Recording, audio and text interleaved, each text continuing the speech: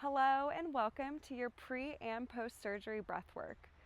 The following tools and techniques are backed by science to help patients who are going into and coming out of surgery with the proper tools and techniques for their mind and body connection. And we're doing it all through the breath. So these are really simple techniques that help you stay inside of your parasympathetic nervous system, which lives here, and it's referred to as rest and digest.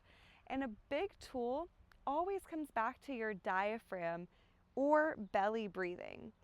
Anytime the belly is expanding and filling up helps you with not only a deep breath, but it helps you stay connected to what is going to be the driver's seat of your own body.